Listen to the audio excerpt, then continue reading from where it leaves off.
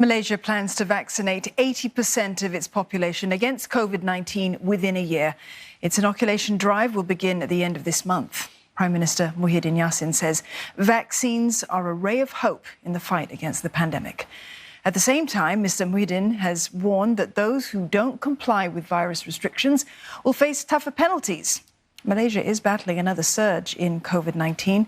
4,500 new infections have been reported today, and that's affected how people will be allowed to celebrate the Chinese New Year next week.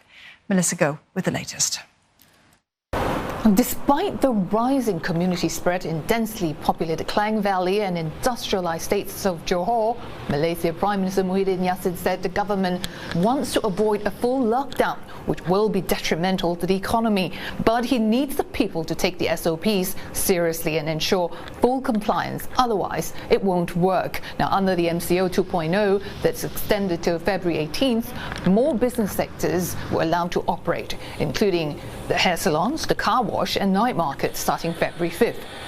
Of course, the government listens to your views by not shutting down the economy during the movement control order period.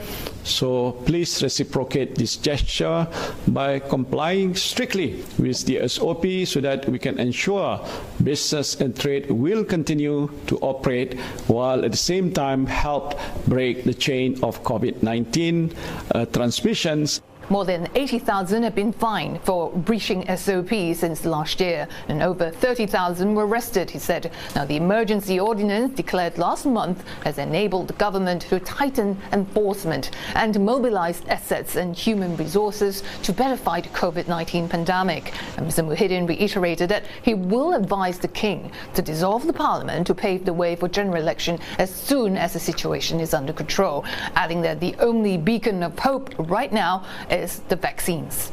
And the Minister of Science, Technology and Innovation, Khairi Jamaluddin, has been tasked to oversee the rollout. The first phase will begin as early as end of this month, targeting 500,000 of frontliners, followed by the elderly, the sick and the disabled in the second phase between April and August, while the rest of the community aged 18 and above will begin vaccination in May till February next year. Now, the government targets to vaccinate up to 80% of the population. Now, meanwhile, for this Chinese New Year celebrations, the government has banned any interstate travel.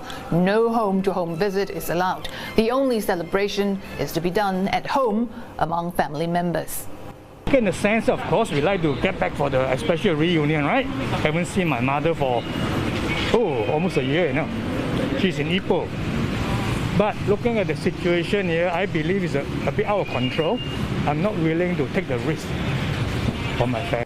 The government hopes that more Malaysians will observe the standard operating procedures and adhere strictly safe distancing rules in a bid to break the chain of transmissions. Melissa Goh, CNA, Kuala Lumpur.